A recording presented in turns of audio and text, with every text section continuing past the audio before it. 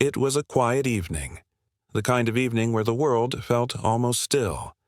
My daughter, Emily, had just finished her dinner, and we were sitting in the living room, watching a show. Life had a rhythm, and for a while I had found comfort in it. The world outside might have been chaotic, but within our home, everything seemed to be exactly how it should be. Then my phone rang. It wasn't the usual call. The number was unfamiliar. At first, I hesitated to pick it up. I wasn't in the mood for any business calls or unexpected telemarketers, but something about the urgency in my gut told me this was important. I didn't know why, but I picked it up. "Hello? Call me immediately," the voice on the other end said. "It's about your daughter. You need to know this right now." My heart froze. I didn't even question it. Without a second thought, I hung up and dialed the number back. My fingers trembled. What could it be? What was so urgent about Emily? The phone rang a few times before he answered. The voice on the other end was calm, but there was an unmistakable undercurrent of tension. "I've come across some information about your daughter that you need to know. You won't believe it," he said. I felt my breath catch. "What are you talking about? What information?" "I can't explain over the phone," he replied. "It's not what you think. You need to come in. Meet me. It's serious." I was already feeling a whirlwind of emotions, anxiety, confusion, and the beginnings of fear. "What do you mean it's serious? What are you saying about Emily?" "I can't say more right now, but trust me, this will change everything. I'll see you in an hour. We need to talk." I could barely comprehend what was happening. My daughter, my Emily. How could anything be wrong? She was my world, the light of my life. Sure, she wasn't perfect, no child is, but we had always had a good relationship. She had always been so trustworthy, so bright, so innocent. What was this man talking about? What had she done? I was a father trying to make sense of something that didn't make sense, and in that moment, I could feel my entire sense of reality begin to unravel. I rushed out of the house, and everything around me seemed to blur. Was it possible? Was it true? Could my daughter really be involved in something bad? Looking back, I realized that my whole life before that moment had been just a calm before the storm. I thought I had it all figured out.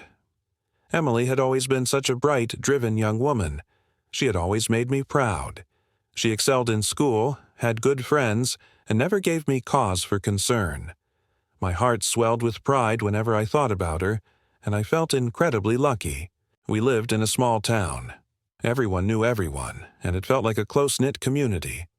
There wasn't much that could happen here, at least not the kind of things you read about in the news. The worst things we dealt with were petty arguments at the local diner or some minor car accidents. Nothing ever really felt dangerous. That's how it was supposed to be, right? Safe. Predictable. In that safe, predictable life, Emily was my anchor. She was my shining star. I'd always believed that no matter what happened, we would be fine because we had each other. But in the back of my mind, I suppose there was always that nagging thought, the one that tells you to be cautious, to watch closely. It's easy to be lulled into a false sense of security when everything is smooth sailing. Maybe it was the weight of the responsibility as a father. Maybe it was the love I had for her. But I never questioned Emily. I trusted her completely, and maybe that was my biggest mistake. As I sat in the car, on my way to meet the lawyer, my thoughts were racing. I thought of all the times she had come to me for advice, the late-night talks, the laughter we shared. I thought about her future, the dreams she had, and how proud I was of her accomplishments. And now, there I was, racing through the streets, my heart pounding, my mind trying to prepare for a confrontation I never imagined I'd have. I arrived at the lawyer's office. I don't remember parking. I don't remember stepping out of the car. My entire focus was on that phone call, the strange urgency in his voice. What was it about? What had Emily done?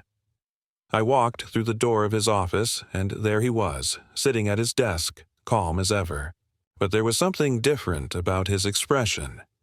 It was as though he had seen something so disturbing, something so powerful, that it shook him to his core.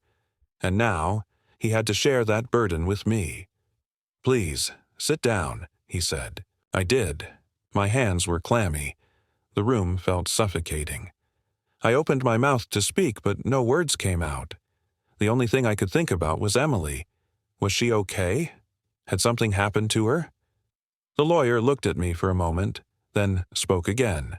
"You're probably wondering what this is all about," he said, his voice steady but laced with an unspoken weight. "I wish I could tell you that this is some sort of mistake, that this is all just a misunderstanding. But it's not." I leaned forward, my stomach tightening. "What is it?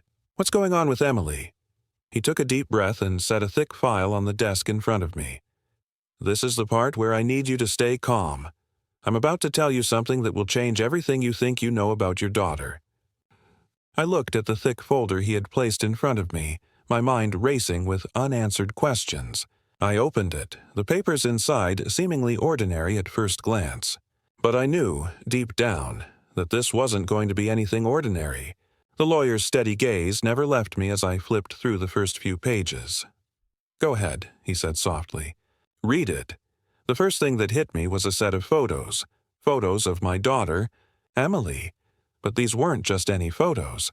They were images of her with people I didn't recognize, in places I had never seen, doing things that made my stomach churn.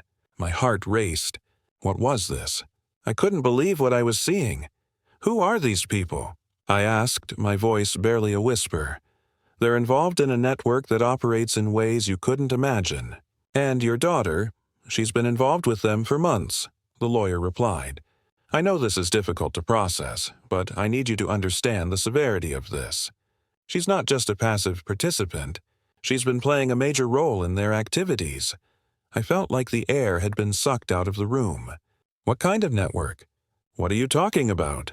I demanded, my voice shaking with disbelief. The lawyer hesitated before speaking again. "This network is involved in illegal activities. There's no easy way to say it. Emily has been working with them, planning and organizing things that you wouldn't believe." I couldn't process his words. "Emily, my daughter, involved in something illegal?" It felt like I was being punched in the gut. I wanted to shout, to tell him he was wrong, but the weight of the evidence in front of me kept me rooted to the chair. I felt trapped in a nightmare, and the truth was staring me in the face.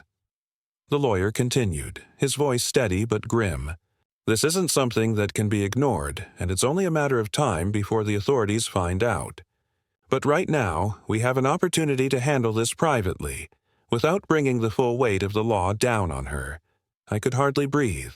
My world, my perception of everything I knew about my daughter, was collapsing. How could she do this? How could she be involved in something so dangerous? What had led her to make these choices? The drive home was unbearable. My hands gripped the steering wheel so tightly that my knuckles turned white. I had so many questions, questions that had no answers. The lawyer's words echoed in my head, repeating over and over. Illegal activities. A network. Your daughter. How could she? How could Emily be involved in something like this? I kept asking myself the same question.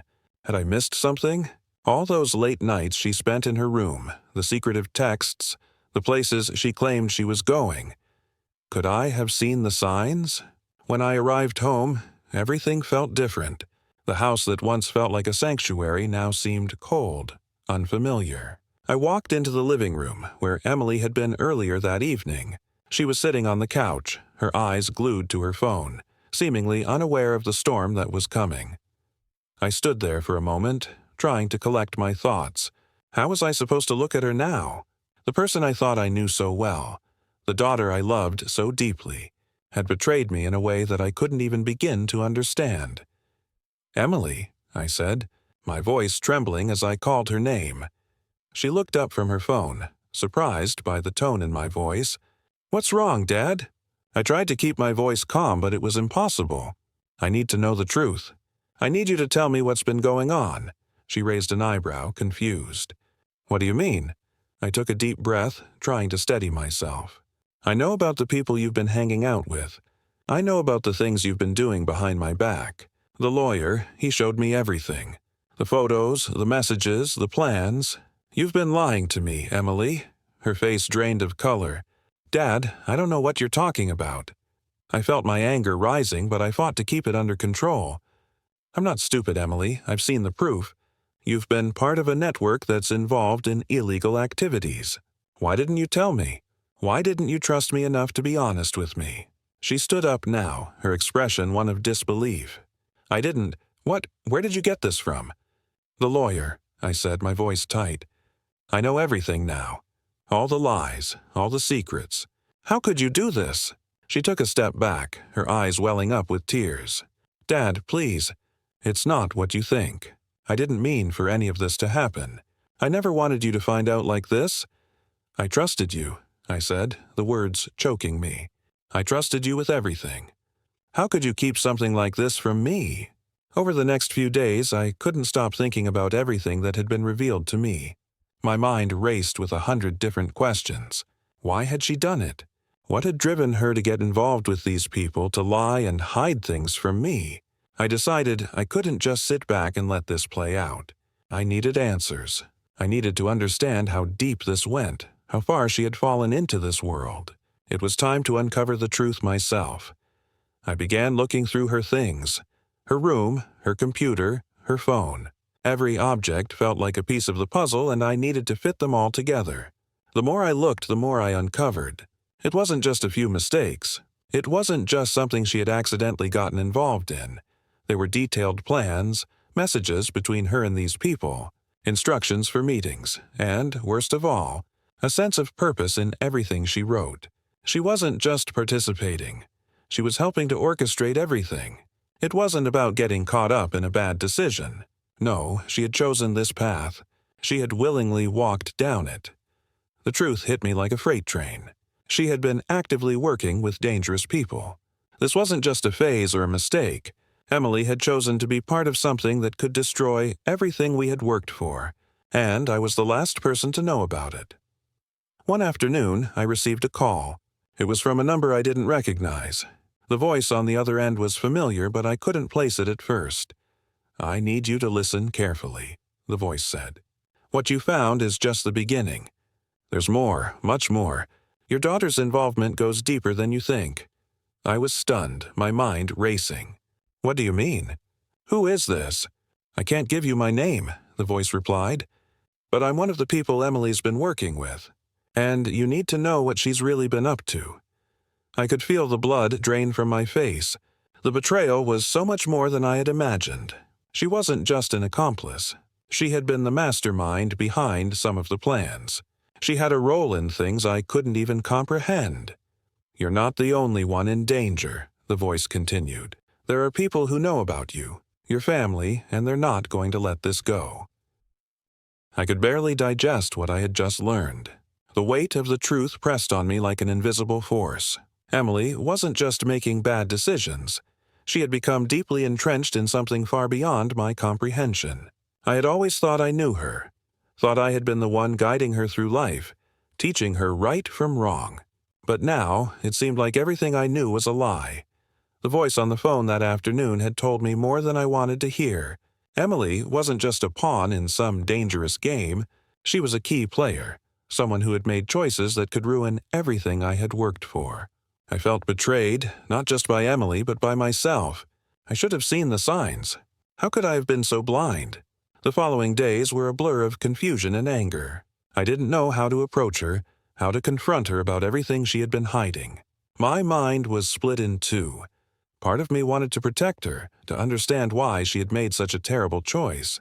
The other part of me, the part that felt betrayed and hurt beyond belief, wanted nothing more than to make her pay for what she had done. I sat down that night, alone in the dimly lit kitchen, the weight of the decision heavy on my shoulders. I could confront her. I could demand an explanation, make her feel the same pain I was feeling. But that wouldn't solve anything, would it? My thoughts drifted to the lawyer's words, the plan he had suggested. There was still time. There was a chance to make sure Emily's involvement in this network was shut down before it spiraled out of control. The lawyer had mentioned a way to deal with it quietly, without the authorities getting involved. But even that felt like a betrayal of its own. How could I just sweep this under the rug? The reality of what had to be done settled in. If Emily couldn't be trusted, if she was truly a part of this dangerous world, then I couldn't protect her from the consequences. But what was I protecting her from? The truth. The reality that her actions had consequences. Wasn't that what I was supposed to teach her? I had made my decision. The anger still burned within me, but it wasn't just about vengeance. It was about stopping her. I needed to make sure she understood the gravity of what she had done.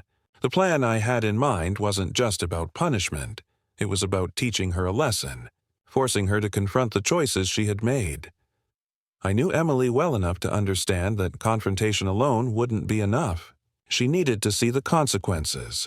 The damage she had done wasn't something that could just be swept away with an apology or some hollow excuse.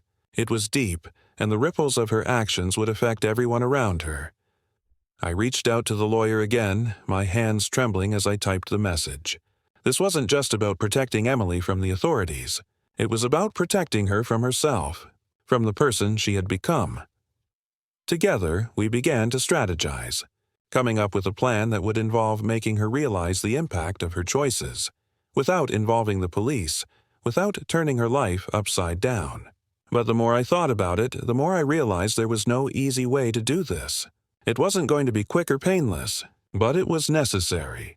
For her, for me, for the family, I set everything in motion. I made sure that every piece of information, every conversation, every detail of her involvement was documented, locked away. I would use it as leverage. The plan was to make her realize the price of betrayal was far too steep to ignore. The day of reckoning arrived sooner than I expected.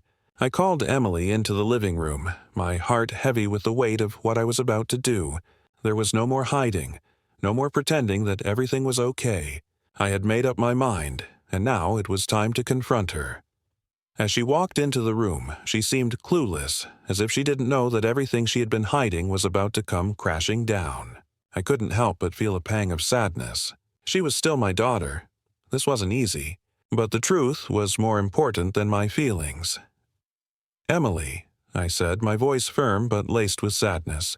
"I know everything." She froze, her eyes widening in disbelief. "What do you mean, everything?" I didn't respond immediately. Instead, I pulled out the file the lawyer had given me, placing it on the table in front of her. I opened it slowly, letting her see the images, the messages, the details of everything she had been hiding. I could see the color drain from her face as she processed the reality of what I had discovered. "You've been lying to me," I continued, my voice shaking with a mixture of anger and hurt.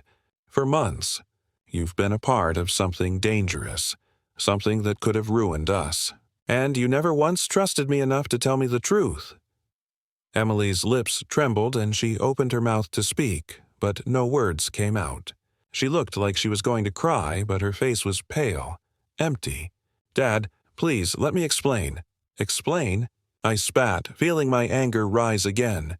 "How do you explain this? How do you explain betraying me like this? The person who's supposed to love and protect you, and you're out there, doing this?" "I never meant for it to go this far," she whispered, her voice barely audible. I didn't know how to stop. I was in too deep. I felt my heart breaking at the sound of her voice, at the realization that she was admitting to everything. She wasn't denying it.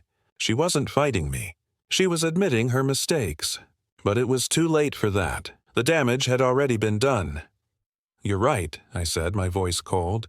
"You were in too deep, and now you have to face the consequences." The room was thick with tension.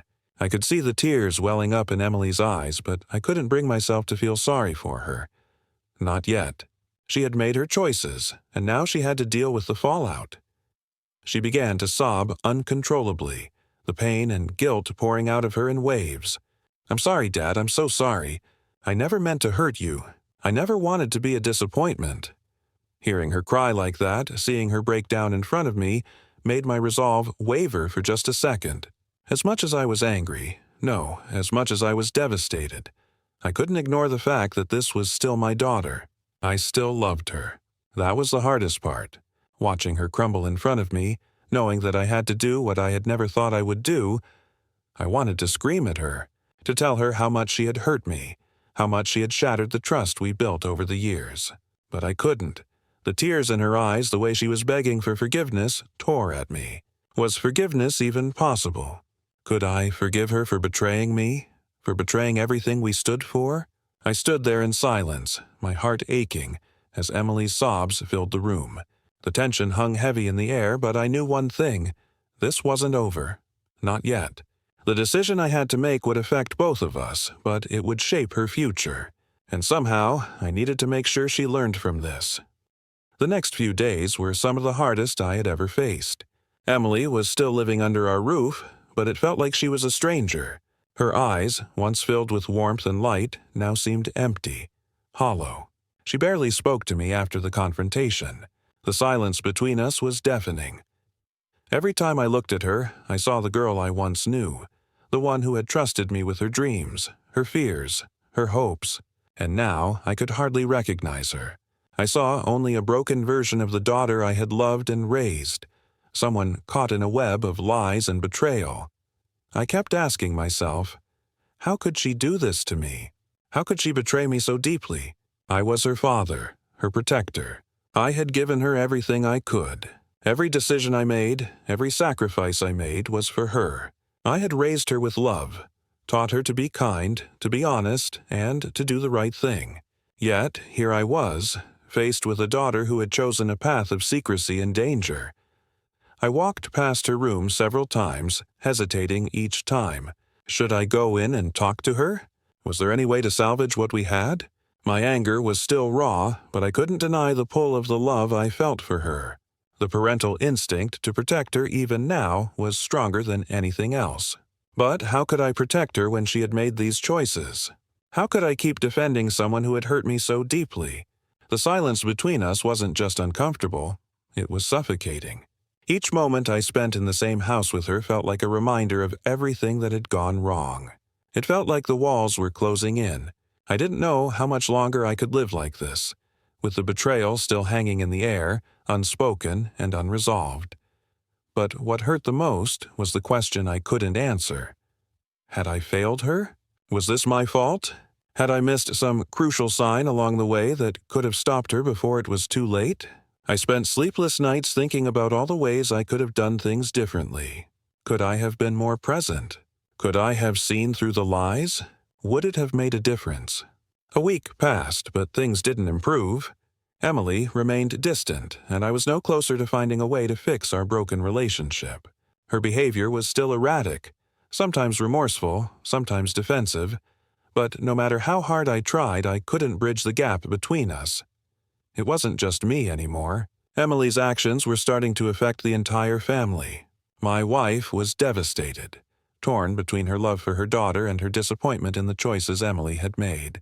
Our extended family members, who had always admired Emily for her bright future, were now questioning everything. I could see the looks of concern in their eyes. I could hear the whispers when they thought I wasn't paying attention. They were all disappointed, confused, and I couldn't blame them. How could I explain this to them?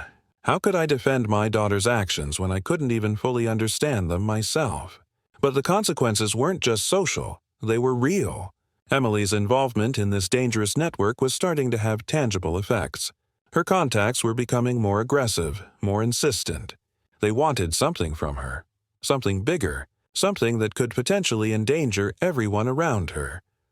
I began receiving ominous phone calls from people who threatened our family, warning us to stay out of their business. They made it clear that Emily was in too deep, and that nothing could change that now. They made it sound like there was no turning back. That's when I realized just how serious this situation had become. It wasn't just Emily's future at stake. It was ours.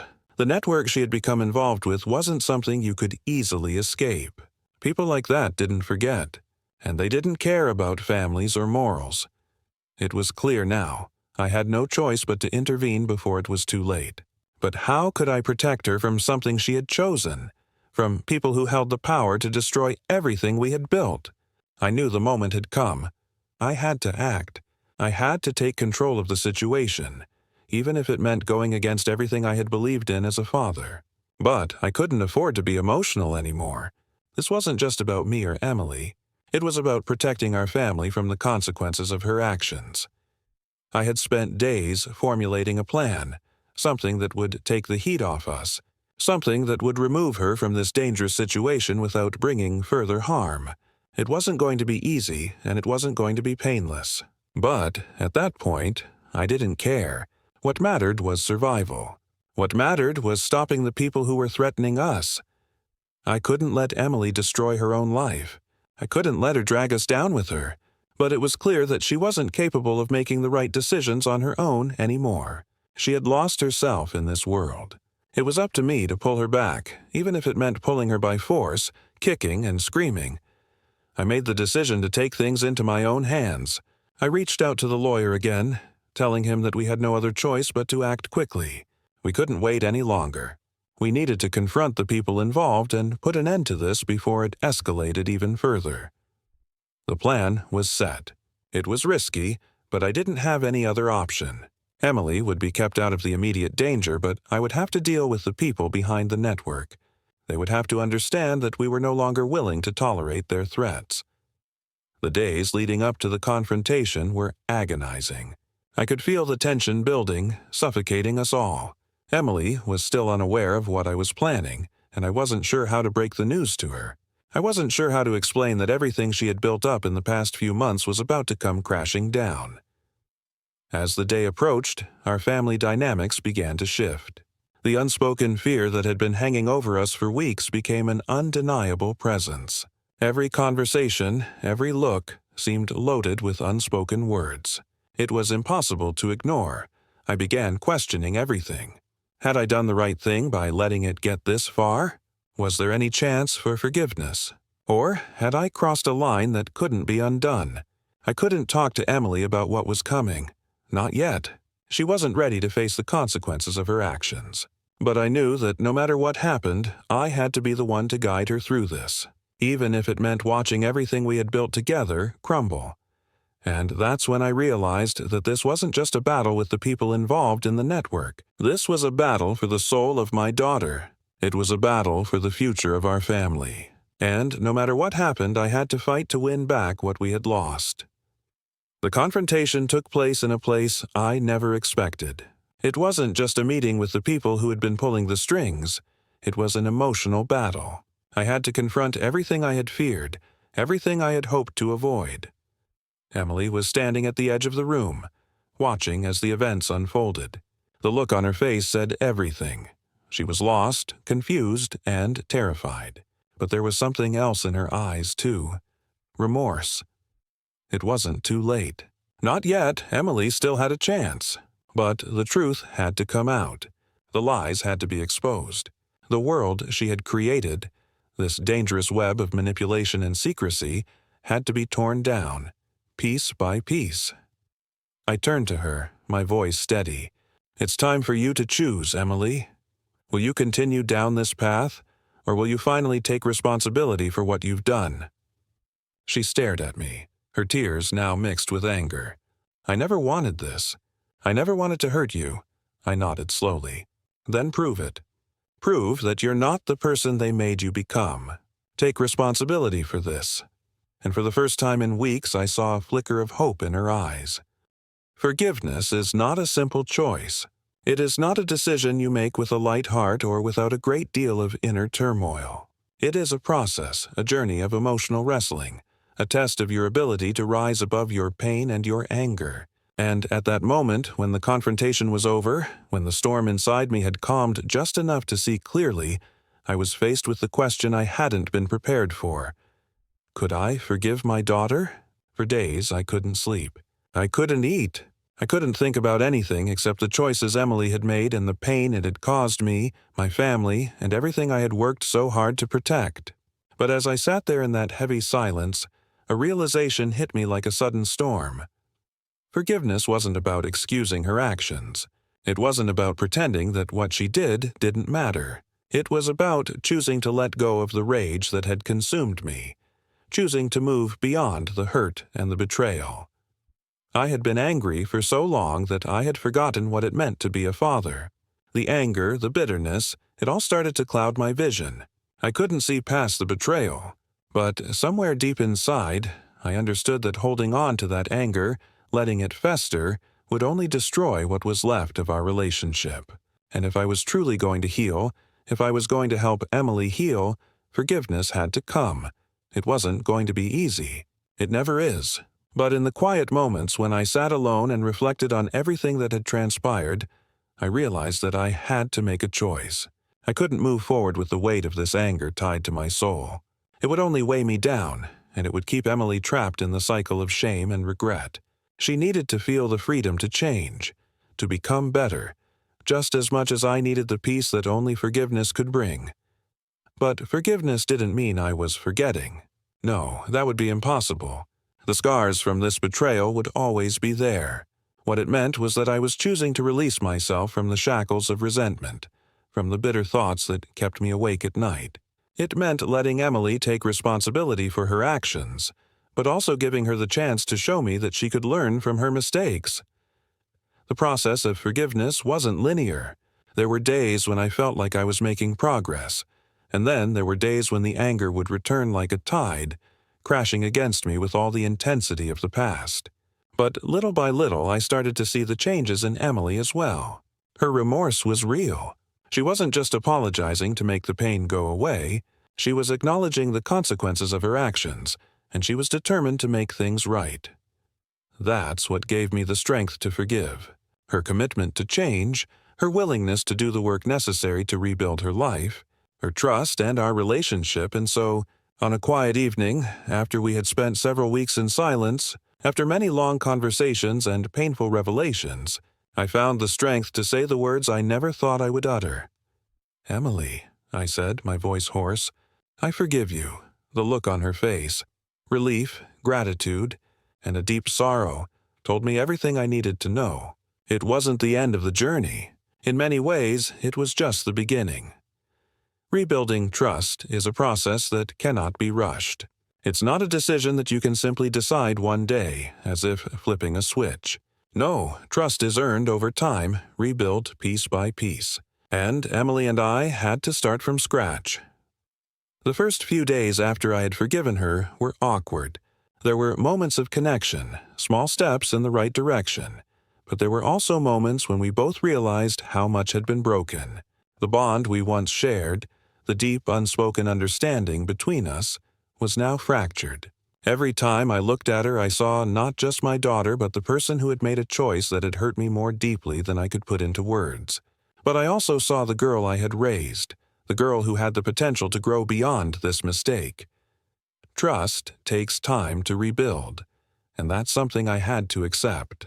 I couldn't expect everything to return to normal overnight, nor could I demand that Emily prove herself in one grand gesture. The small moments mattered more. Each time she called me to talk about something important, each time she came to me seeking advice, I saw the effort she was making. She was trying to be the person I had raised her to be, not the person she had become during those dark months. But even in those small moments, I found myself hesitant. There was a part of me that was still afraid. Could I trust her again? Could I really open myself to her, knowing what she had done? Every instinct told me to guard myself, to protect my heart from further harm. But deep down, I knew that if I couldn't trust her again, then we would be stuck in a perpetual cycle of pain, resentment, and regret. I had to find the courage to trust her, to believe that she was capable of change. It wasn't about erasing the past. It was about giving her the chance to prove that she could become better, to prove that the love and the lessons we had shared were enough to guide her back to the right path. I saw it in the way she began to approach life. She was no longer making impulsive decisions. She wasn't hiding things from me. Slowly, as we began to reconnect, I saw the light in her eyes again, the same spark of determination that had once been there. It was a quiet, steady rebuilding of trust. But it was happening. Each day brought new challenges. There were setbacks, moments of doubt. But with every step forward, I saw the trust we had lost slowly start to take form again. Trust doesn't just come from the big gestures. It comes from the daily consistency, the little promises kept, the actions that speak louder than words. And Emily, though it took time, began to show me that she was worthy of that trust once more. Pain has a way of teaching you things you would never learn any other way. The kind of pain that comes from betrayal, from the shattering of trust, forces you to confront your deepest fears, your most vulnerable feelings. And through that process, you learn things about yourself that you would never have discovered in a more comfortable situation. The pain of Emily's betrayal opened my eyes to the fragility of the bonds we take for granted. It reminded me that no matter how close we think we are to someone, no matter how well we think we know them, there are always hidden depths that can surprise us. The betrayal wasn't just a blow to my relationship with Emily, it was a blow to my own sense of security. How could I have been so blind? How could I have missed the warning signs? But through that pain, I also learned something powerful. Forgiveness isn't just about the other person. It's also about you. The choice to forgive doesn't absolve the person who hurt you. It doesn't make what they did okay. But it does free you. It releases you from the weight of anger and resentment that keeps you tethered to the past. Emily's betrayal taught me that no one is perfect, and that sometimes even the people we love the most will disappoint us. But it also taught me that there is power in redemption, in the ability to change. Through her actions in the months that followed, Emily showed me that people can grow, even after the deepest mistakes. And in the process, I learned that pain can be transformative. It doesn't have to define you. It can teach you, shape you, make you stronger. I learned to be more mindful of the people I trust, more aware of my own vulnerabilities, but also more open to the possibility that people can change. Most importantly, I learned that the true measure of someone isn't found in their mistakes, but in how they rise from them. Emily's journey wasn't going to be easy, and neither was mine. But we were both learning from the pain we had caused each other, and slowly we were finding our way back.